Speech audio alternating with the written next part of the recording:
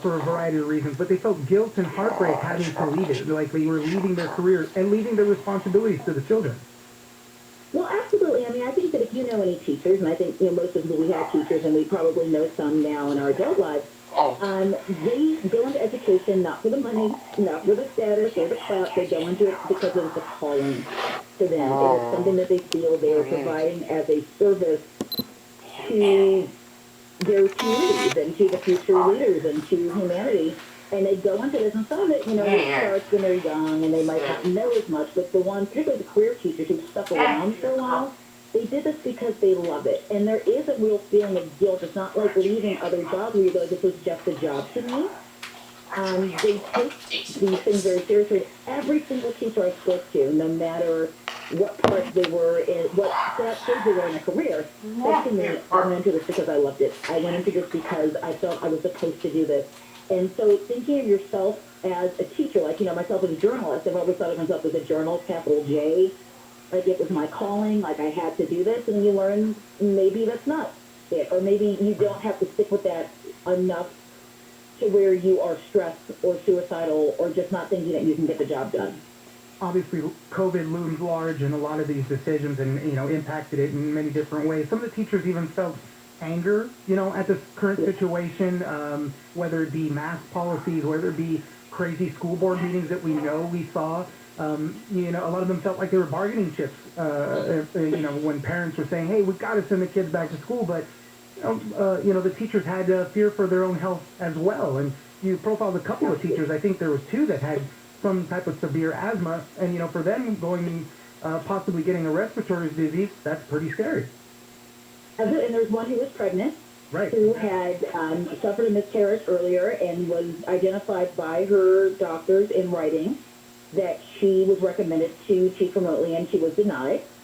And I think that, like anything else, all of us felt, I think most of us, I know I did, felt some trepidation about at what point how do I do my job in a way that protects me and my family and that kind of thing. And when that one teacher who had already felt that she was not protected as a Floridian teacher after what happened at Marjorie Stoneman Douglas, even though she was like hours away from there, she felt that vulnerability, and it sent her into PTSD. So then she's like, are you going to take care of us with gun laws, with mask laws, with being able to stay remote? What are you going to do?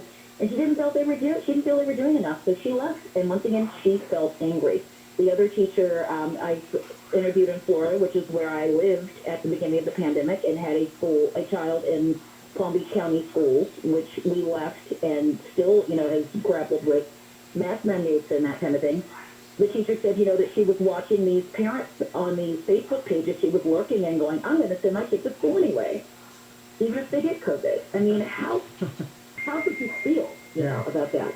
Yeah, and particularly in Florida, the Florida Education Association said that there was a 9,000 shortage of classroom and staff shortages there. So I guess that was from the month of August, but there was 9,000 people more that they could have needed to help with all of that stuff. So definitely a tough situation there. And then one of the other things that came up too with the teachers that you spoke to, personal life outside of the classroom, which is so important. And when you're working so many hours throughout the Zoom, can't even take a break for the restroom, then you have to grade, then you have to work on all this stuff. Even that personal life aspect of it, when you're living and working all from home, for a lot of people that was a big shift, and that was also hard to adjust to. Absolutely. There was a young man I spoke to, was the only male teacher that I spoke to, and I got to tell you, a lot of people probably wanted to contribute to the story, but, you don't necessarily, if you're still working there, or if you want to maybe go back, you're not necessarily going to want to go on record. So I understood that this was a brave thing a lot of the teachers did. But Stephen Lane said, these are all teachers that have left the profession. Yeah. Have left, exactly. Although he said maybe I'll go back someday, but he was a young man. He is a young man who's in his 30s who said he didn't realize how much he wasn't home until he was home teaching and went, wait a minute, I'm never here. It's because he built his life around teaching. It's like the lines on Landslide. Changing because I built my life around you, and it's like I built my life around teaching, and now I have to teach that. So what are these teachers doing now after they've left the profession? I know some feel they're in a better place in a new job. Some others have said they haven't necessarily settled yet. They don't know what they're doing. But most of them, I think all of them, feel happier with the situation at least. They feel happier. It's not. I mean, a couple was the woman from Palm Beach County who said, "Listen, I wasn't going to retire for another couple of years, and I'm kind of angry. I felt like I was forced to do this. But there is a sense of relief, certainly, with a lot of them. Lene Higgins, the first teacher I spoke to in the beginning of the story, is writing a lot, and she's running a business. She has a game that she started, a board game with her husband. So she's doing that. A couple people like Stephen Lane that I mentioned is now writing curriculum for a private company. So he's still using his education background. There's a woman from California who's now in Columbia at a project that is teaching teachers, training teachers how to teach from a culturally sensitive social justice perspective with its mind on disparities. And that's why she left, because she always felt that there were these inequities and disparities in teaching, and that it was, 3 days after her kids went back to school, they had a subsidized test. And it's like, welcome back to this place you haven't been for a year and a half. Here's a test that's going to determine how you do for the next year. It's like, it's enough. It's enough. So I will also say, like I said, so many of these teachers, every single one of these teachers cares. Like they said, they care so deeply. And they really want people to understand that this was not a decision that was made lightly. This is not a decision that they went, oh, live and learn.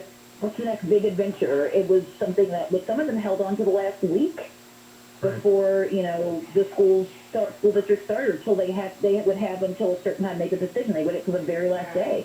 But they just wanted to make sure that they were making the right decision, and they ultimately all said they knew they made the right decision. And to your point, for the majority of teachers, right, you get into it because you do deeply care.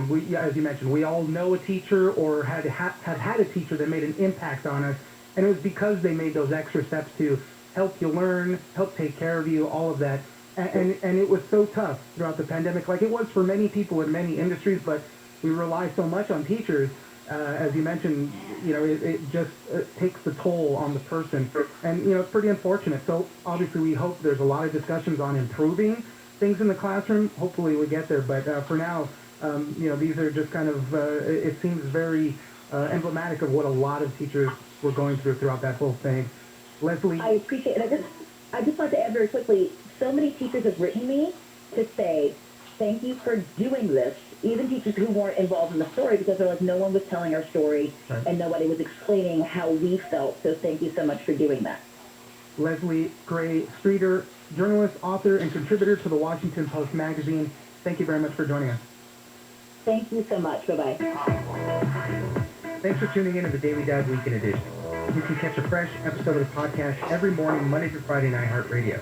You can also follow us on social media, at Daily Dive Pod on both Twitter and Instagram.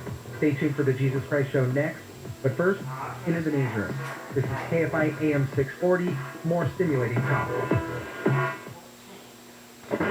Talk without the tilt. KFI. And KOST HD2. Los Angeles, Orange County. Live everywhere on the iHeartRadio app. From the vaccination, I'm Layla Muhammad, live from the KFI 24-hour newsroom. People in Los Angeles will have to show proof of COVID-19 vaccination starting tomorrow to dine indoors at restaurants, go to the gym or entertainment and recreational facilities. The city's Safe Pass LA ordinance is one of the strictest mandates of its kind in the nation. It includes all individuals eligible for the vaccine. The city's ordinance also requires people to show proof of vaccination or a negative COVID test to attend outdoor events with 5,000 or more people. Enforcement of the new law won't begin until November 29th. The federal vaccine requirement for 2/3 of the American workforce has been put on hold. ABC's Janae Norman says Biden administration officials say they're confident the federal mandate will eventually be upheld in the court. A federal appeals court temporarily halting the Biden administration's vaccine mandate for businesses with 100 or more employees, granting an emergency stay of the requirement as businesses were set to face a January 4th deadline to require workers to be fully vaccinated or undergo weekly testing. Norman says the government will fight to uphold the rule in the days ahead. Thousands of runners are expected to participate in the annual LA Marathon. This year's event begins at Dodger Stadium and ends in Century City. Runners will have to be vaccinated against COVID-19 or have a negative test, and face masks will be required in the starting area. News brought to you by Rooter Hero. Police in Houston, Texas are trying to figure out exactly what happened at the Astro World Music Festival. 8 people were killed when the crowd rushed toward the stage. Travis Scott was performing at the time when hundreds of fans got hurt. I'm honestly just devastated, and I could never imagine anything like this just happening. The festival's second day was canceled. Meanwhile, police say people at the concert may have been injected with the drug. We do have a report of a security officer, according to the medical staff that was out and treated him last night, that he was reaching over to restrain or grab a citizen, and he felt a prick in his neck. Houston Police Chief Troy Finner says the security officer then went unconscious, and medical staff confirmed seeing what appeared to be an injection mark. House Speaker Nancy Pelosi says she's happy with the infrastructure bill being passed. President Biden has had a big vision for America and for our future. We thank the president for his great leadership. Lawmakers gave approval to the $1.2 trillion measure late Friday night with a 228 to 206 vote. That bill will improve roads, bridges, railways, airports, and broadband. Canelo, Canelo, Canelo, Canelo. The Mexican boxer has become the first super middleweight champion to hold 4 belts at the same time with his win over Caleb Plant yesterday in Las Vegas. Plant got dropped with 2 knockdowns at the opening of the 11th round, and the referee stopped the fight with Canelo winning by technical knockout. Canelo Alvarez has titles in the WBC, WBA, WBO, and now the IBF boxing organizations. He made a guaranteed $40 million for this latest fight. Brian Berman, KFI News. From the Southern California Toyota Dealers Traffic Center, we make it easy. Let's head to a crash on the 15. We're going to be on the southbound side in Rancho Cucamonga on the Summit Avenue exit. This one has the 3 left lanes blocked. Traffic is coming to a stop as you approach. In downtown LA on the 10 eastbound at the 110, a crash there in the center lane. And we have some road work through Ontario, 60 westbound from Euclid Avenue to Ramona. The 3 right lanes toned off there until 7 a.m. KFI in the Sky helps get you there faster. I'm Jonathan White. Cash offers for used cars have never been higher, and selling your car has never been easier. And it's all because of Roto. That's R-O-D-O. Not only is Roto the best place to buy a new car, but you can also sell your used car or current vehicle lease to Roto for quick payments. Roto makes the process fast, fair, and transparent. So, sell your car on the Roto app or at roto.com. That's R-O-D-O. The fastest way to sell your used car for more cash than ever before. By now, you've heard the news. Boosters for Pfizer, Moderna, and Johnson & Johnson vaccines are available. They help keep your immunity strong and help keep you and others protected against COVID-19 and its variants. Visit myturn.ca.gov to find out if you're eligible and to find a booster near you. Let's keep each other safer and healthier this winter. Get your booster, and don't forget to get your flu shot, too. Brought to you by the California Department of Public Health. Are you looking for a Medicare Advantage plan that lets you access out-of-network specialists without a referral? With the Unitedhealthcare Medicare Advantage HMO POS plan, you get more of the extras you need with great benefits, like up to $200 yearly to buy over-the-counter products, routine eye exam, and $300 allowance towards eyewear, copays as low as $375 for hearing aids, and much more. With a $0 premium Medicare Advantage plan from Unitedhealthcare, you'll get more care for your Medicare dollar. Take advantage. Call Unitedhealthcare today at 1-877-215-6533, TTY 711, and trust America's #1 health provider to help you find the right plan for you. Call Unitedhealthcare at 1-877-215-6533, TTY 711. That's 1-877-215-6533, TTY 711. Benefits, features, or devices vary by plan and area. Limitations and exclusions apply. Non-attorney spokesperson, ad sponsored by Open Jar Concepts. Attention veterans and active duty military. If you were issued earplugs between 2002 and 2016 and were diagnosed with hearing loss or ringing in the ears, you may be entitled to compensation. The manufacturer of these military earplugs recently paid $9.1 million to resolve claims that their earplugs were defective, potentially exposing service members to damaging sound levels that could have resulted in hearing loss or tinnitus. If you or a loved one were issued earplugs and were diagnosed with tinnitus or hearing loss, don't wait. You fought for this country, and our attorneys want to fight for you. Call 800-493-5689 now for a free legal consultation and to see if you may be eligible to file a claim. Time restrictions may apply, and you pay nothing unless there's a recovery in your favor. So call 800-493-5689 now. Again, 800-493-5689. That's 800-493-5689. Southland weather from KFI. There will be low clouds and fog this morning, then mostly sunny throughout the afternoon. Highs in the mid-60s along the coast, near 70 for the LA Basin and Inland OC, low to mid-70s for the valleys and IE. Right now it's 57 in Tustin, 57 in San Clemente, 54 in Studio City, 55 in Pacific Palisades. We lead local, live from the KFI 24-hour newsroom. I'm Layla Muhammad. The following is a pre-recorded program.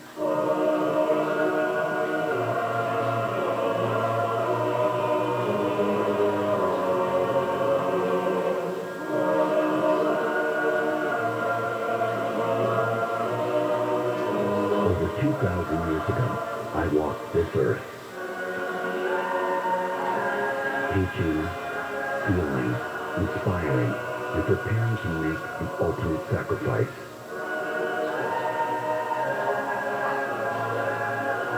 For God so loved the world that he gave his only begotten Son,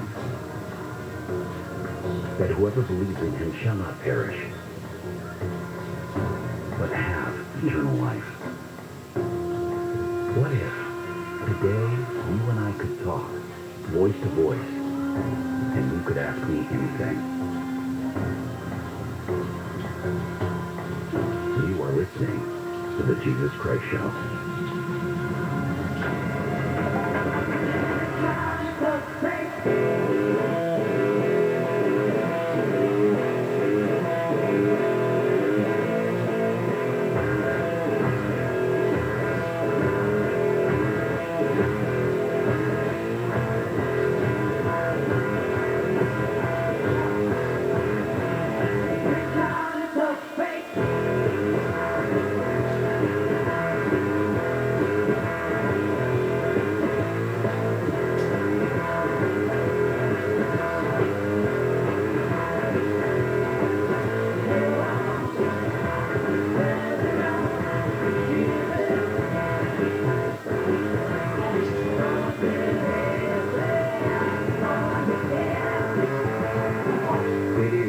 The Jesus Christ Show. I am your holy host. Happy to be with you this Sunday as I'm with you every single Sunday right here, answering your questions and talking about the things that truly matter in life, and of course the afterlife.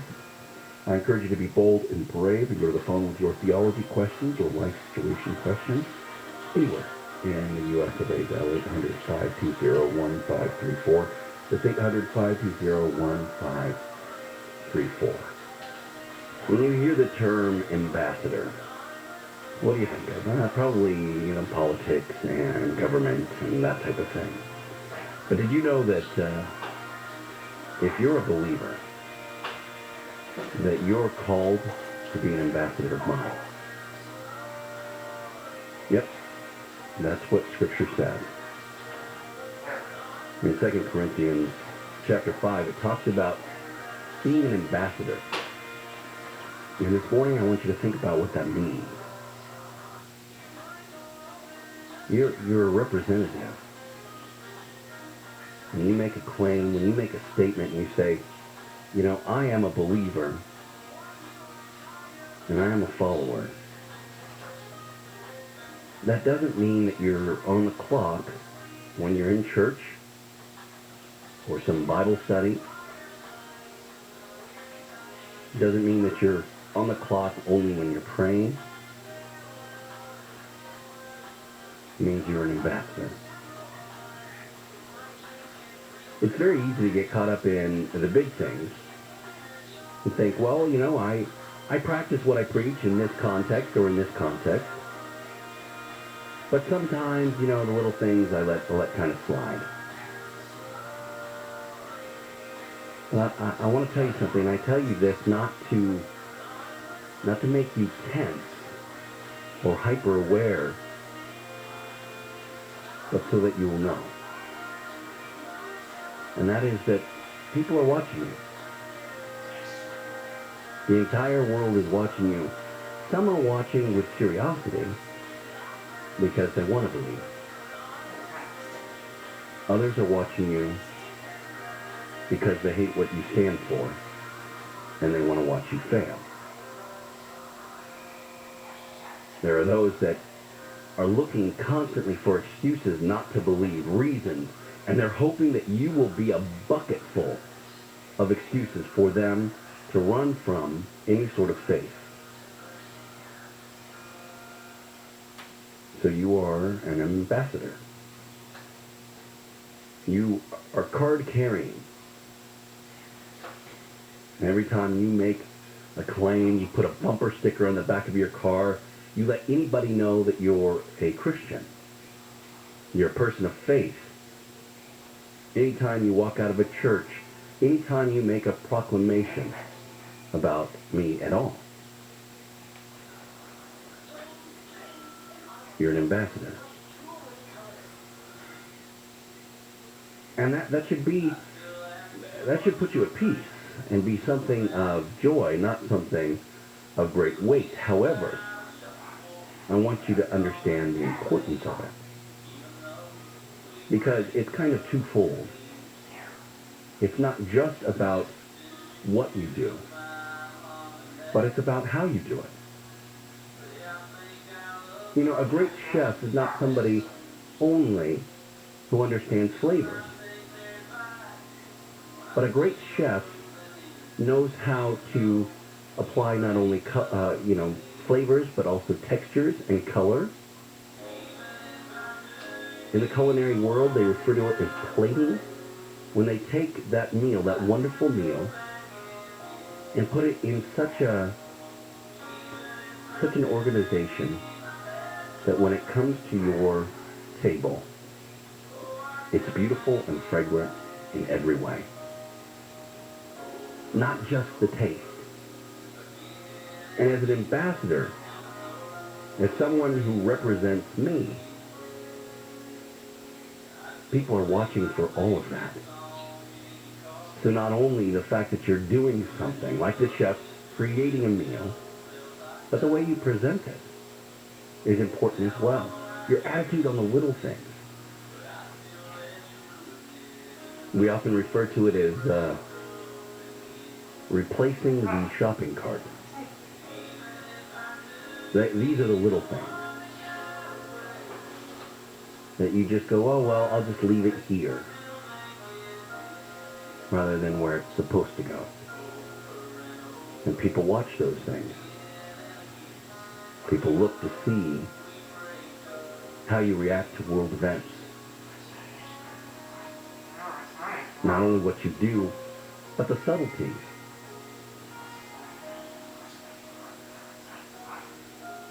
Do you do it happily?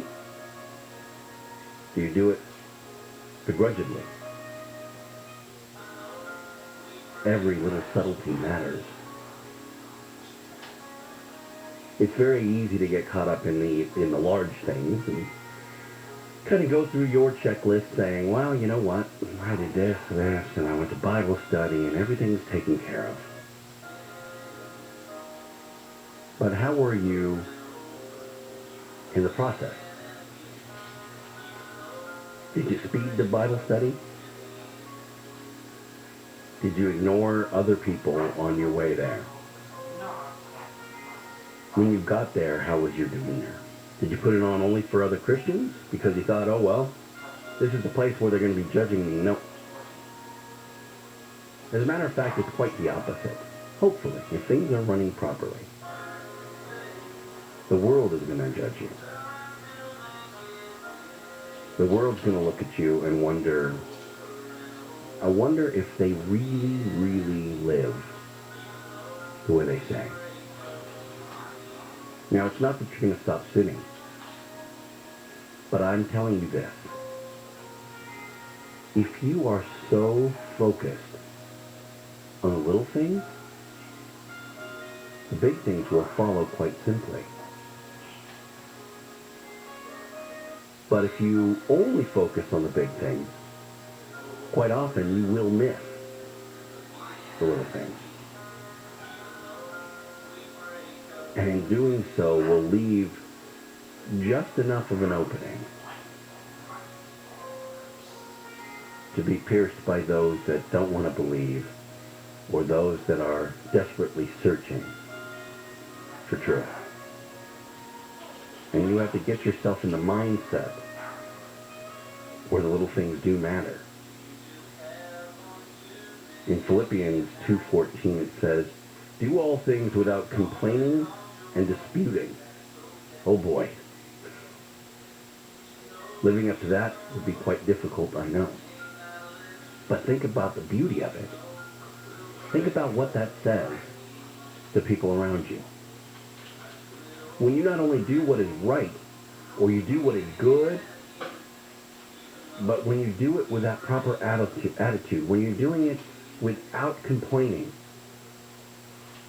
without disputing, meaning that you are in the proper mindset, and you understand. Have you ever seen a kid that's told over and over to do something? Go clean your room, go clean your room, go clean your room. And the kid finally goes, kicking and screaming the entire way. Well, that's how you look sometimes. That's how you look when I call you to do something that you know is right. And that's how you look sometimes when other people ask things of you. And I want you to understand that these subtleties are more important than you may think. That often all the things you do, the big things that you tend to look at as being huge, are not as important as you think. When you kind of erase them with the small things, the subtleties, your attitude, the way you interact with people around you. And for all the things that you do, and all the things that you do that are good and used to glorify God, I assure you, the big ones, they are overshadowed by the tone and by the attitude in which you do them. You are listening to the Jesus Christ Show. To ask your question, dial 800-520-1524. Of the hanging, the painting the passports round. This report is sponsored by Southern California Edison. Southern California Edison's time of use rates let you lower your electricity costs during hours when renewable energy is more abundant. Learn more at sce.com/time of use rates. Why would a plumber just tell me what it costs to unclog my drain over the phone? Is it that complicated? No, it's not. It makes no sense at all. They obviously have a price. Whoa, you've got a nice aroma. Who are you? Mike Diamond, the smell good plumber. Will you tell me how much to unspout my drain? $99. But you haven't seen it. Don't need to. Doesn't matter if it's a kitchen sink or a mainline sewer stoppage. The smell good plumbers at Mike Diamond will unclog almost any drain for $99. Almost?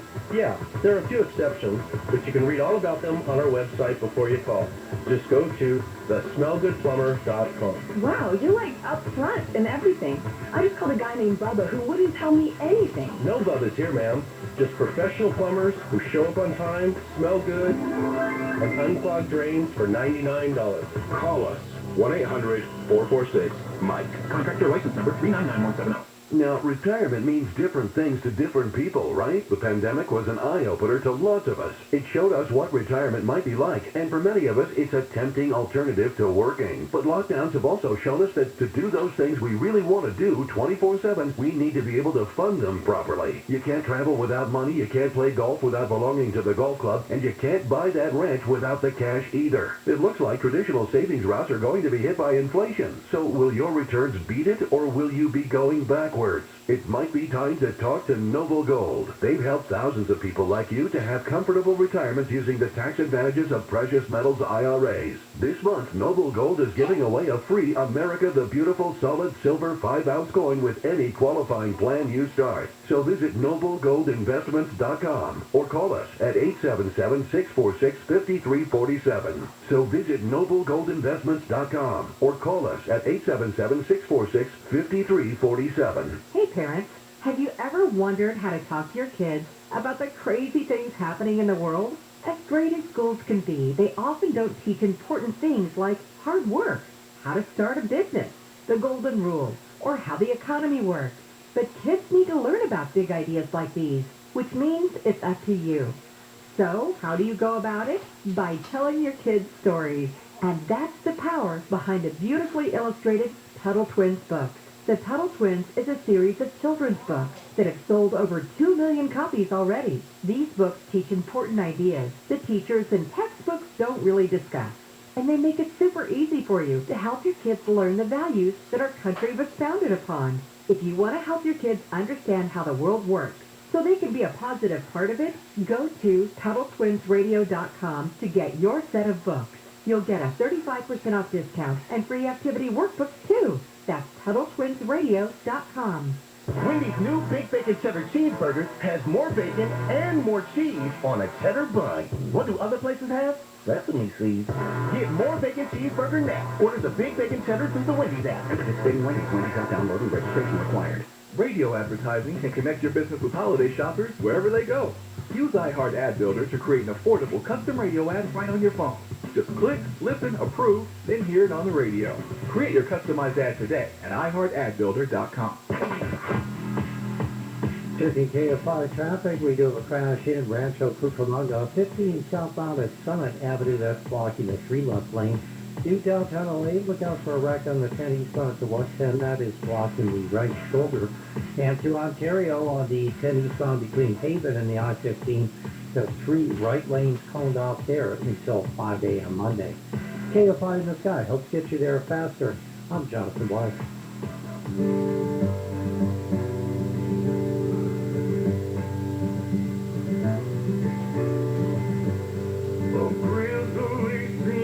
My electron beam for the story about human rights. So all the king's horses and all the king's men had a riot for 2 days and nights. The city exploded, but the gates were practical. So the company asked them to quit. Now everybody just don't measure it. It is the Jesus Christ Show. I am your holy host. Happy to be with you this Sunday as I'm with you every single Sunday. Right here, answering your questions and talking about things that truly matter in life and the afterlife. I encourage you to be bold and brave and go to the phone with your theology question or a life situation question. Anywhere in the U.S. of A, dial 800-520-1534. It's 800-520-1534.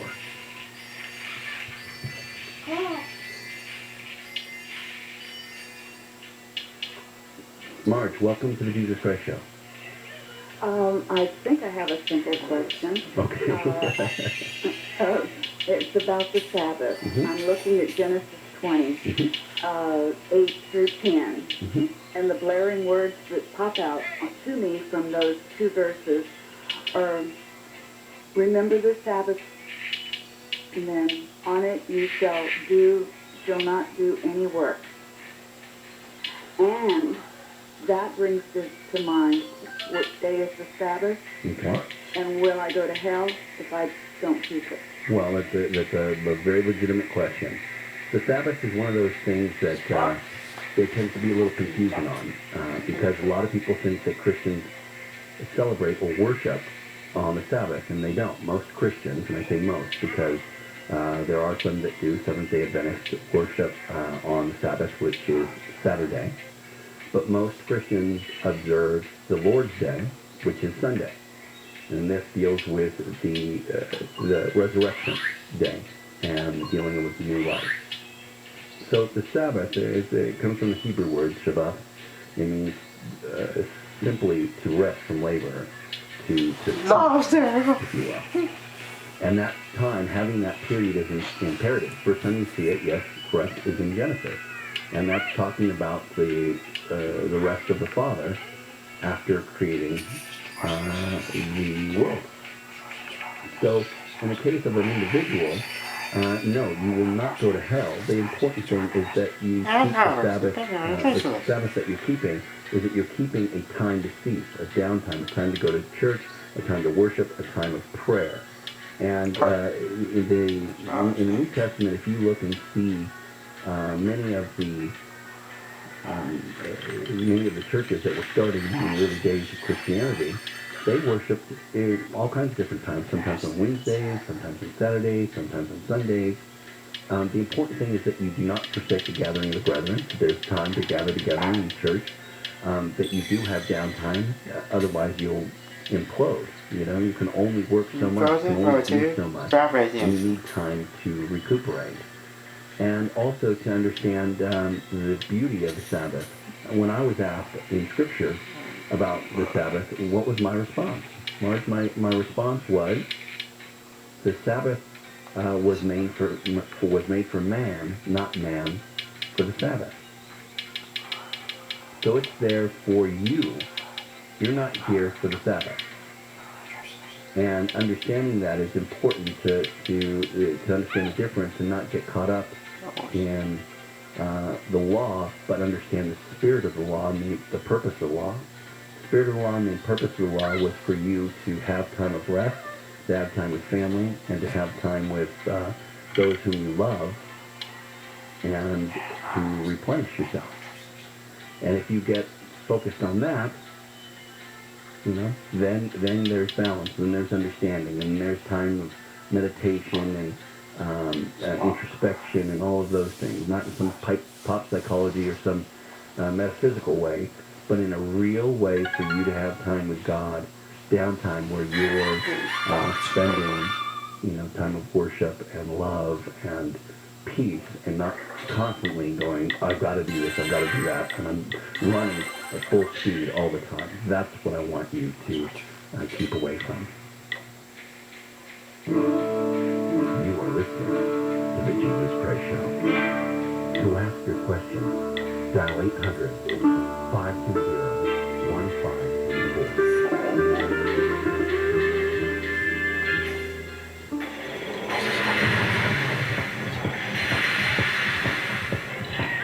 Layla Muhammad live from the Kfi 24-hour newsroom. A home in Porter Ranch has been damaged by fires. The fire started around 7:45 last night on Locking Way. Firefighters say the fire destroyed the home's garage and at least 2 cars. Part of the 101 freeway near downtown LA is closed again for work and continue on replacing the 6th Street Bridge. The freeway is expected to be shut down between the 10 and the 510-101 interchange until 3 p.m. today. News brought to you by Reader Hero. The Maiden has christened the new ship, the USNS Harvey Milk. God bless the ship and all who sail it. The ship is named in honor of the late politician and civil and human rights activist who served in the Navy during the Korean War as a diving officer. After his naval career, Milk was elected to the San Francisco Board of Supervisors in 1977, becoming the first openly gay elected official in California. Milk was assassinated on November 27, 1978.